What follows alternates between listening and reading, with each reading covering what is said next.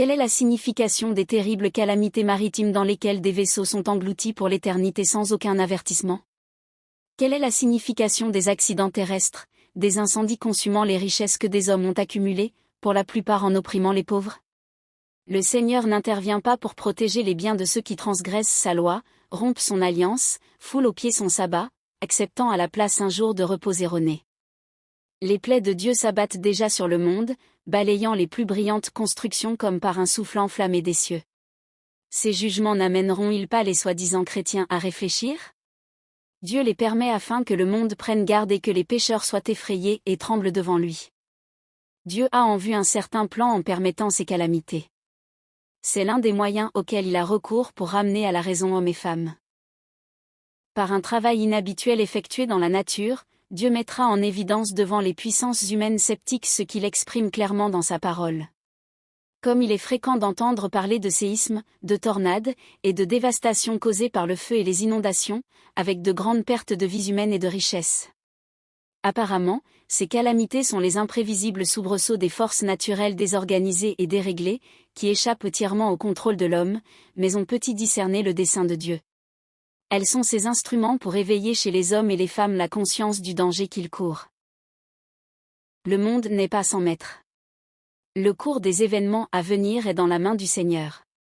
Le roi des cieux prend lui-même en charge le destin des nations ainsi que les besoins de son Église. Ces symboles, les serpents brûlants dans le désert, répondaient à une double intention. Par eux, le peuple de Dieu peut apprendre non seulement que les forces physiques de la nature sont placées sous le contrôle du Créateur, mais aussi que les mouvements religieux des nations sont également dominés par sa puissance. Et cela est particulièrement vrai de l'observation obligatoire du dimanche. Pendant la grande œuvre finale, nous nous trouverons confrontés à des difficultés que nous ne saurons surmonter, mais n'oublions pas que les trois grands pouvoirs des cieux sont à vivre, qu'une main divine tient la barre, et que Dieu accomplira tous ses desseins. De même que la machinerie compliquée des roues était conduite par la main qui soutenait les chérubins, de même, le jeu compliqué des événements humains est sous le contrôle divin.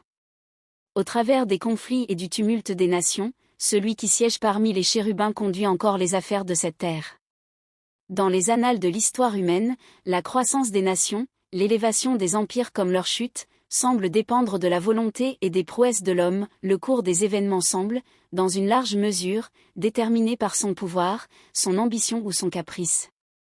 Mais la parole de Dieu tire le voile, et nous pouvons contempler, au-delà, derrière, et au travers du jeu des événements qui se font et se défont au gré des intérêts humains, et du pouvoir, et des passions, les agents de celui qui est plein de miséricorde, silencieusement, patiemment à elle, œuvre selon les conseils de sa propre volonté.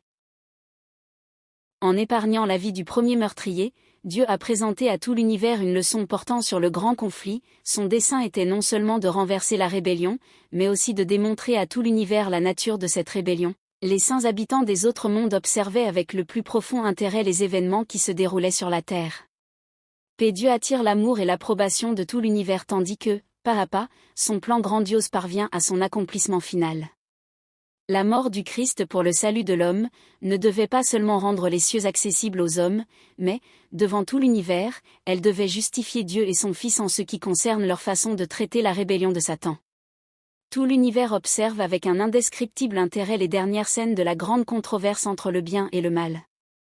Notre petite terre est un livre d'études pour l'univers.